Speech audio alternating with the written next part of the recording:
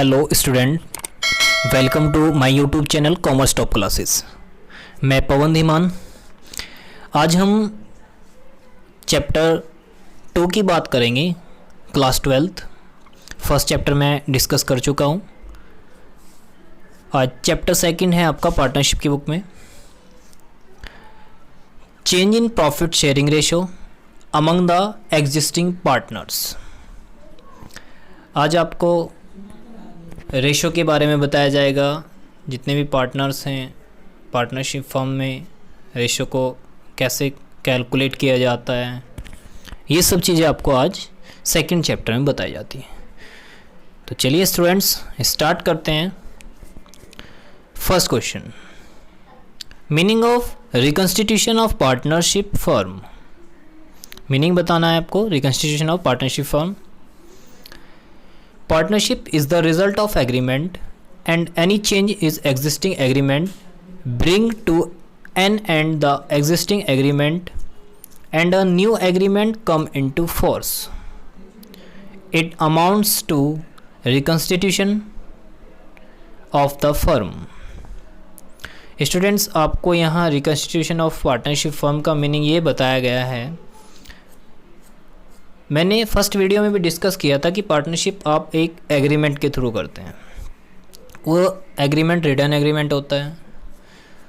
उस एग्रीमेंट में जितनी भी बातें लिखी हुई होती हैं, जितने भी एग्रीमेंट आपके बीच, जितने भी आपके पास डिस्कशन होते हैं, जितने भी आपके डिसीजन होते हैं, वो सब लिखे हुए होते हैं।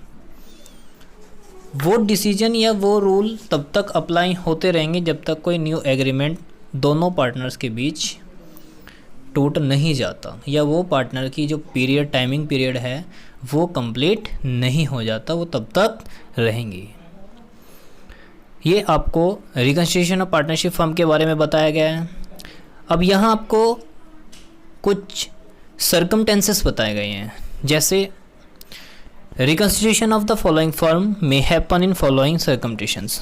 फर्स्ट है change in profit sharing ratio. Change in profit sharing ratio, admission of a new partner, retirement of an existing partner, death of partner, amalgamation of two partnership firm। तो स्टूडेंट्स फर्स्ट है change in profit sharing ratio. Change in sharing profit ratio में आपको ratio calculate करने होते हैं।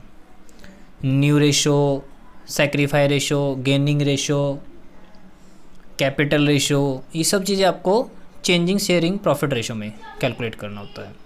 Admission of a new partner क्या होता है स्टूडेंट्स, मैं बता देता हूँ आपको। 2 या 3 पार्टनर ऑलरेडी फर्म में होते हैं और वो नेक्स्ट यानी न्यू पार्टनर को एडमिट करना चाहते हैं, यानी नए पार्टनर को।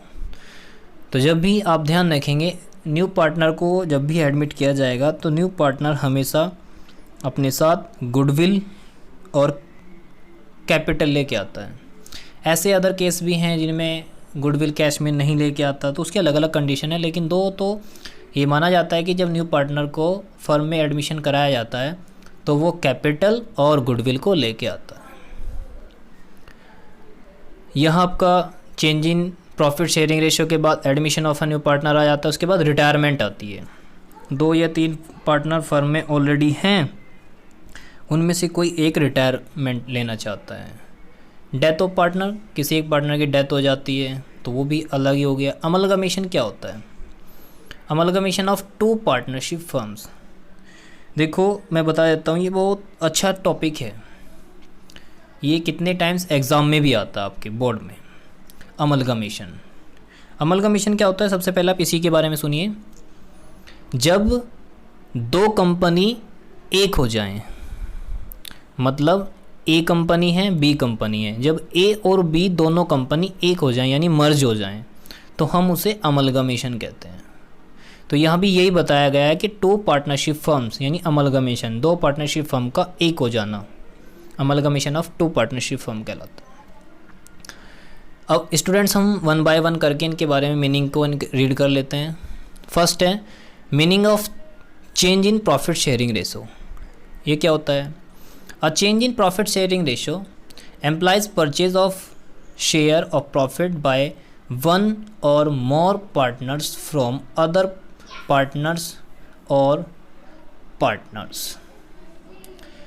जो change in profit sharing ratio होता है, एम्प्लॉय परचेज मतलब शेयर को परचेज करता है, जितना भी प्रॉफिट्स होता है एक या उससे ज़्यादा पार्टनर के द्वारा, कहाँ से, अदर पार्टनर से। क्लियर है। सेकंड है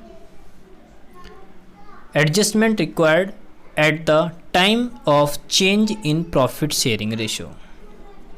फर्स्ट बात कर लेते हैं हम, various matter that need to be considered at the time of change in profit sharing ratio are.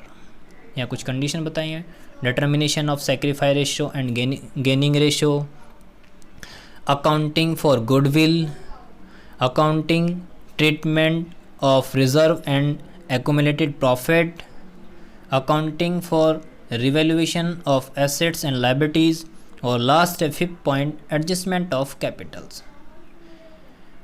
Determination of sacrifice ratio and gaining ratio. sacrifice ratio क्या होता है? sacrifice ratio is equal old ratio minus new ratio.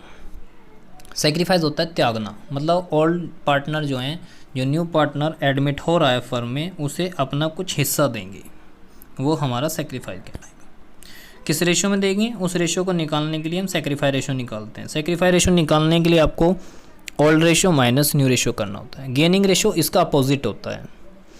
Gaining होता है प्राप्ति ratio, लाभ प्राप्ति, जो हमें प्रॉफिट होगा उसे रिसीव के लिए, इसे हम गेनिंग रेशियो बोलते हैं। गेनिंग में सेक्रीफाइस का अपोजिट होता है। सेक्रीफाइस में हमने किया old minus new, and gaining में करेंगे न्यू माइनस ओल्ड। क्लियर है students. Accounting for goodwill, goodwill का ट्रीटमेंट करना होता है आपको, जितना भी रिजर्व है, एक्यूमुलेटेड प्रॉफिट है, उसका ट्रीटमेंट करना होता है अकाउंटिंग के अंदर आपको। Accounting for revaluation of assets and liability, revaluation होता है मतलब पहले एसेट्स कितनी थी अब कितनी है, पहले लायबिलिटी कितनी थी अब कितनी है। एडजस्टमेंट ऑफ कैपिटल, कैपिटल को एडजस्ट करना होता है। इतनी बात क्लियर है स्टूडेंट्स। स्टूडेंट्स नेक्स्ट टॉपिक है हमारा, अभी जो मैंने आपसे डिस्कस किया, meaning of sacrifice ratio. Sacrifice ratio क्या होता है? The ratio in which one or more of the existing partners surrender some of the their old share in favour of one or more of other partners is called sacrifice ratio.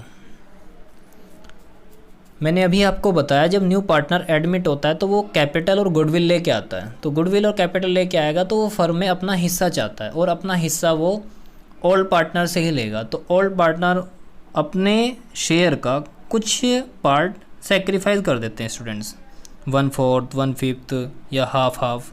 तो जो भी situation होगी वो वहाँ आपको question में बता दिया जाता है, लेकिन यहाँ आपको बता दिया गया कि यहाँ आपको जो सेक्रीफाइस रेशियो है वो होता है सरेंडर किया हुआ पार्टनर्स के द्वारा पार्ट।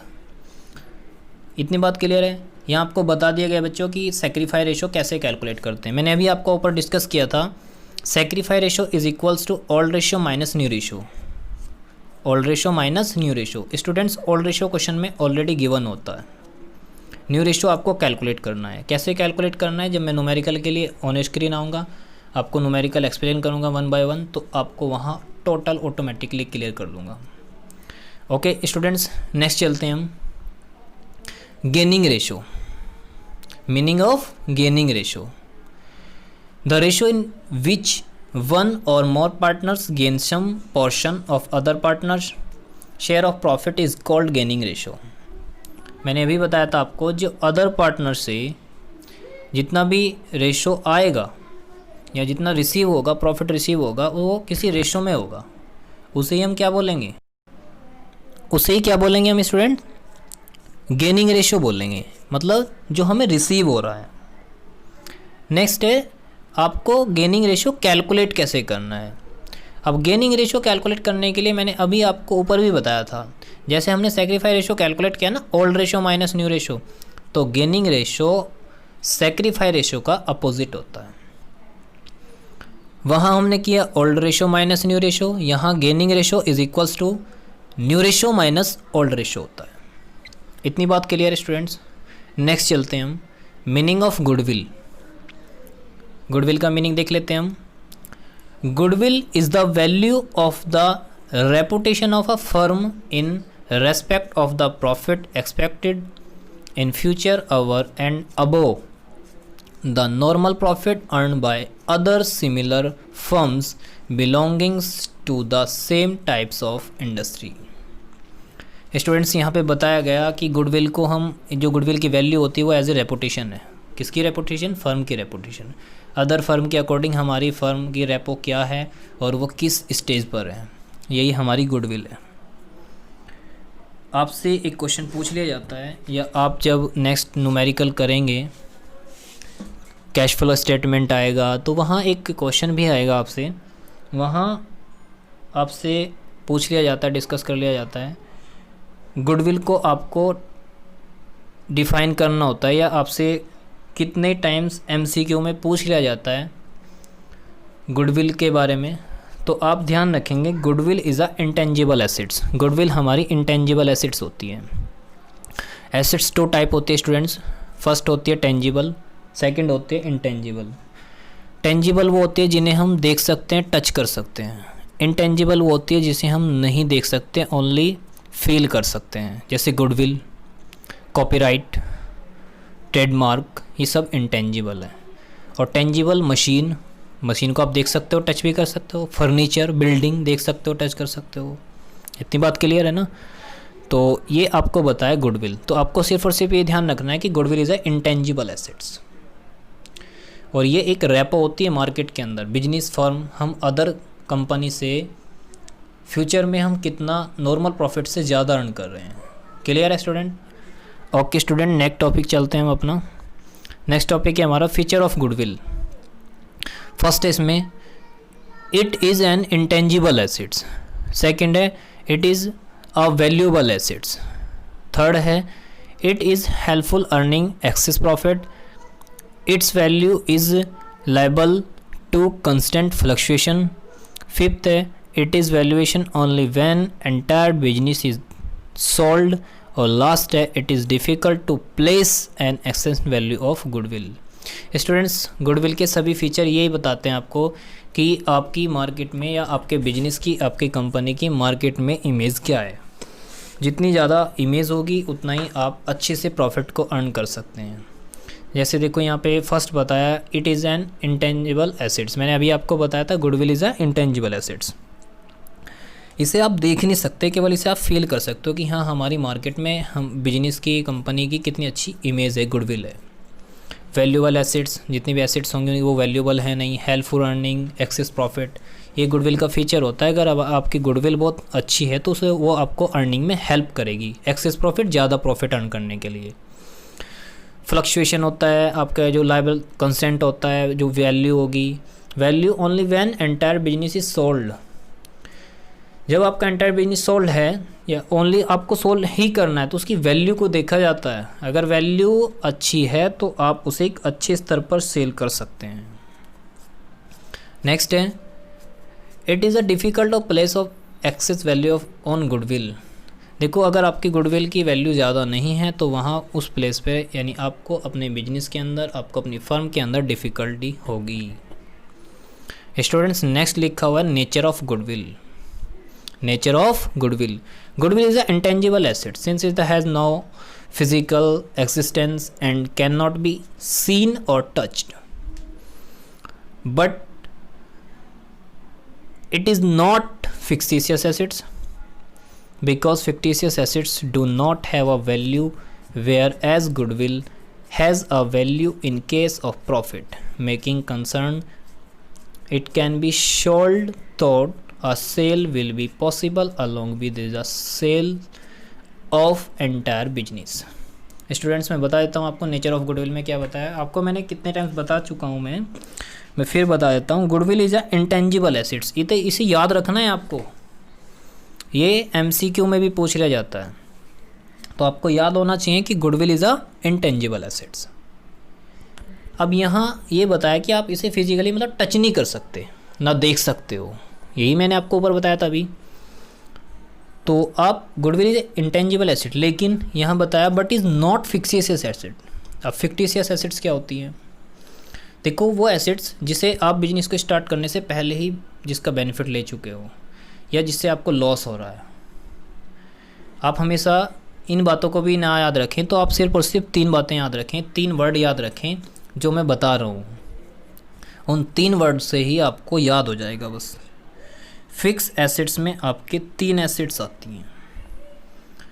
फर्स्ट है नेट लॉस, सेकंड है आपका प्रिलिमिनरी एक्सपेंसेस, और लास्ट है discount on issue of share and debenture. Student first क्या बताया मैंने?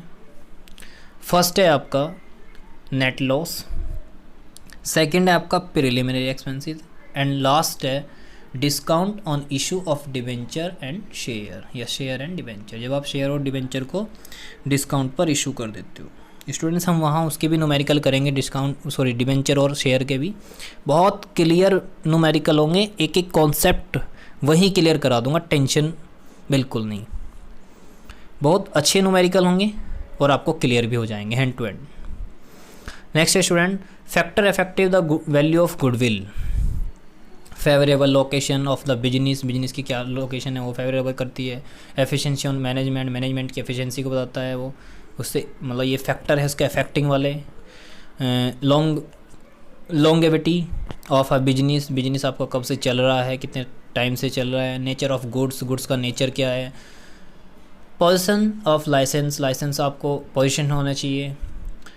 मोनोपोलिटिस ऑफ अदर राइट्स, मतलब आपके पास से कुछ अदर भी आपके पास कुछ राइट्स होने चाहिए।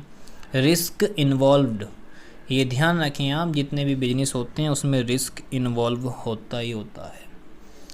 वो कहते हैं ना कि रिस्क से ही नाम बनते हैं, तो इसीलिए वो कहा गया है बच्चों कि आप बिजनेस कर रहे हैं तो आपको रिस्क तो लेना होगा, एंटरप्रेन्योर तो बनना पड़ेगा। ट्रेंड ऑफ प्रॉफिट को ट्रेंड करना।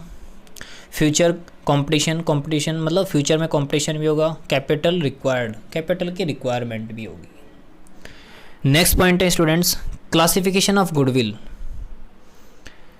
Can be classified into 2 categories. First है परचेज गुडविल एंड सेकंड है सेल्फ जनरेटेड गुडविल। गुडविल आपके 2 टाइप्स होगी, 2 कैटेगरी की होगी। फर्स्ट होगी परचेज गुडविल, यानी आपने गुडविल को परचेज किया हुआ है। सेकंड होगी self generate goodwill. Purchase goodwill क्या है? फॉर एग्जांपल टाटा की कंपनी है और उसे आपने परचेज कर लिया, तो परचेज कर लिया तो गुडविल नाम चल रहा है ना टाटा का। या जियो को ले लो, तो जियो का आपने परचेज कर लिया, नाम चल रहा है ना जियो का, तो वो आपने सेल्फ तो जनरेट नहीं की। लेकिन सेल्फ जनरेट गुडविल क्या है? जो अपने आप से ही बनाई हुई, यानी आपने अपनी कंपनी को अपने आप ही चलाया हुआ है और उसमें अपनी रेपो, अपनी इमेज, अपनी गुडविल को खुद बनाया है। ओके स्टूडेंट्स, यहाँ आपको इसके बारे में मैंने दोनों एक्सप्लेन कर दिया है। Purchase goodwill, it is a goodwill which is the acquired by the making a profit. For example है when a business of purchase of excess of the purchase consider over its net assets. Net assets कैसे आएगी? Assets minus liability. देखो assets आपको liability का payment करना होता है। अब अगर एसेट्स में से आप लायबिलिटी को माइनस कर देंगे तो जो आपके पास एसेट्स बचेगी तो वो नेट एसेट्स होगी।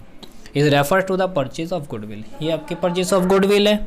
नेक्स्ट देख लेते हैं हम फीचर ऑफ परचेज गुडविल।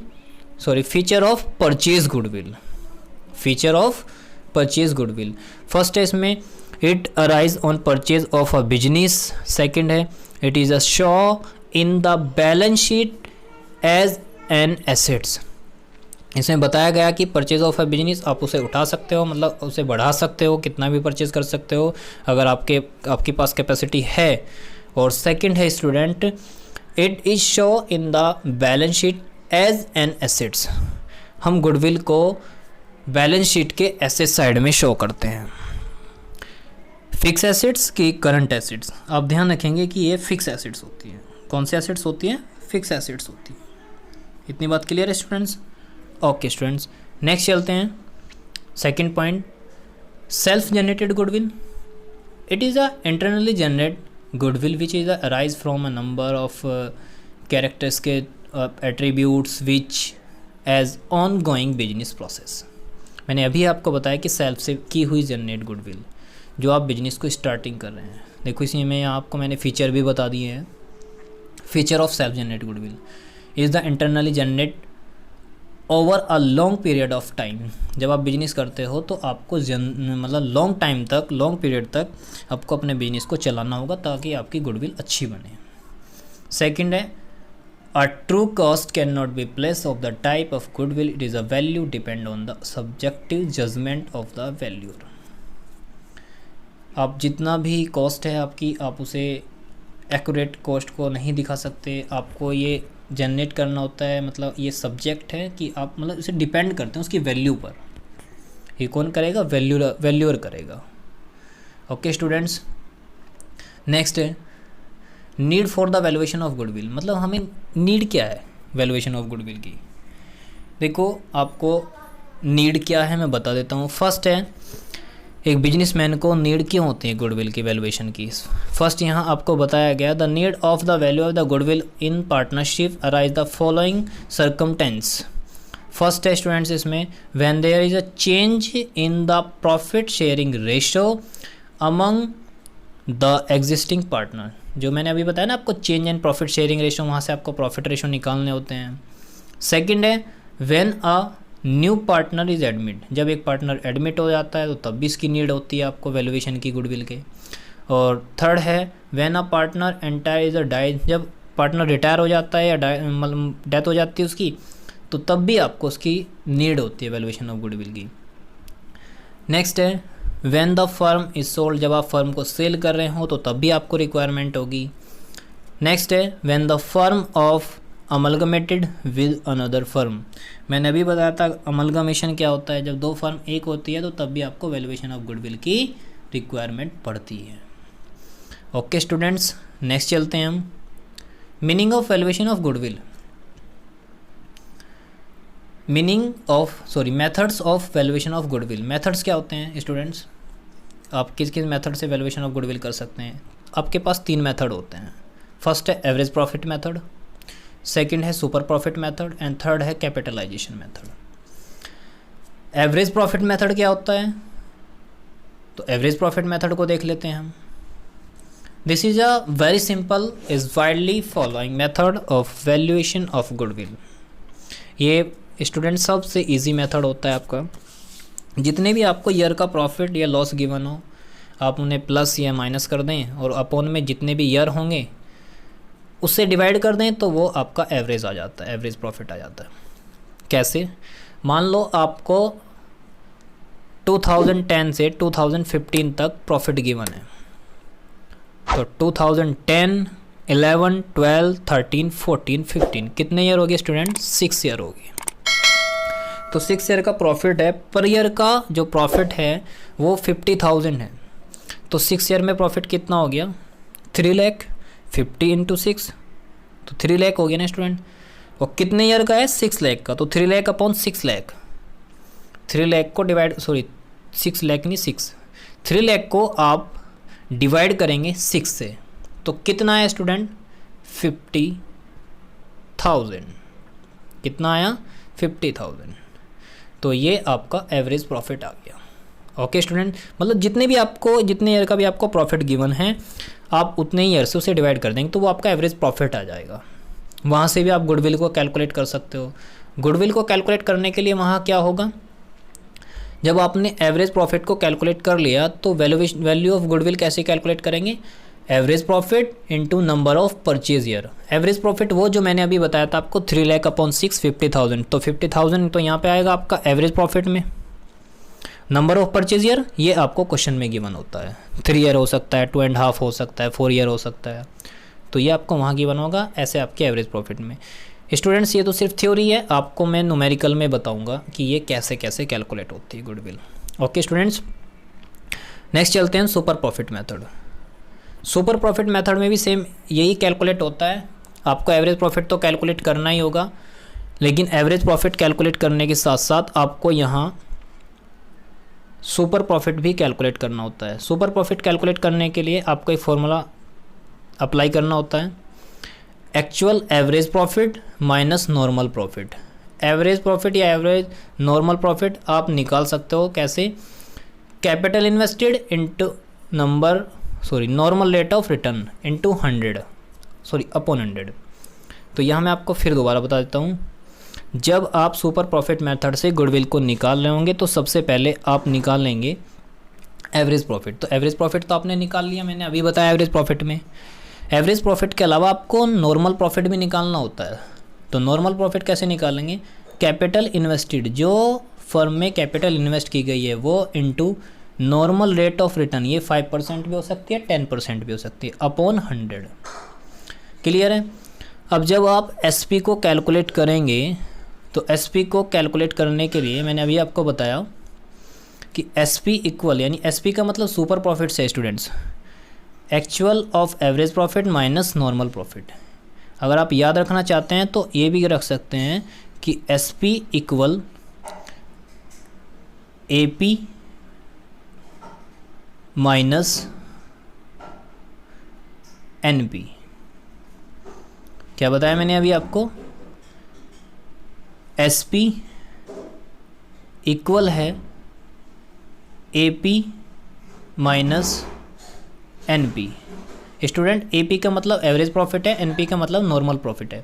तो अगर आप एवरेज प्रॉफिट में से नॉर्मल प्रॉफिट माइनस कर देते हैं तो आपका क्या कैलकुलेट हो जाता है? सुपर प्रॉफिट कैलकुलेट हो जाता है। और यहाँ से आप गुडविल कैसे निकाल सकते हो?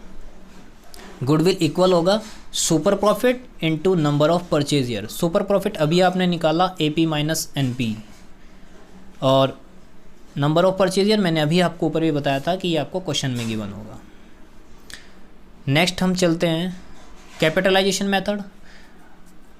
लास्ट मेथड है आपका वैल्यूएशन ऑफ गुडविल का। Under this method goodwill can be calculate in 2 veg.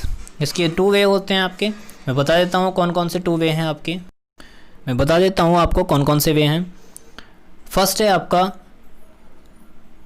Bye capitalization of average profit method. First तो आप एवरेज प्रॉफिट मेथड की तरह ही निकाल सकते हैं। उसमें एवरेज प्रॉफिट में क्या करना पड़ेगा आपको? Capitalise value of average profit equal होगा AP into 100 upon normal rate of return. Capitalise value निकालने के लिए आपको क्या करना होगा? Average profit into 100 upon normal rate of return. Second क्या है? Capitalisation method of super profit. तो यहाँ क्या करना है आपको? यहाँ गुडविल निकालने के लिए SP into 100 upon normal rate of return. Super profit आप कैलकुलेट कर सकते हो, मैंने अभी बताया, अभी आपको ऊपर एक्सप्लेन किया था। एसपी इक्वल होगा AP minus NP, average profit minus normal profit. Super profit equal होता है 100, गुडविल इक्वल होता है super profit into 100 upon normal rate of return. Normal rate of return आपको क्वेश्चन में गिवन होगी, वो आपको 5% हो सकती है, 10% हो सकती है, वो आपको क्वेश्चन में गिवन होगी। इतनी बात क्लियर है स्टूडेंट्स? ओके स्टूडेंट्स, हम इन तीनों मेथड को न्यूमेरिकल में करेंगे और न्यूमेरिकल में आपको 1 बाय 1 करके एक एक कॉन्सेप्ट्स क्लियर हो जाएगा। इतनी बात क्लियर है स्टूडेंट्स? स्टूडेंट्स अगर पढ़ाया हुआ अच्छा लगा हो, समझ आया हो, तो मेरे चैनल को सब्सक्राइब कीजिए, बेल आइकन का बटन दबाइए ताकि आपको नेक्स्ट वीडियो की नोटिफिकेशन तो जल्दी से जल्दी मिल सके।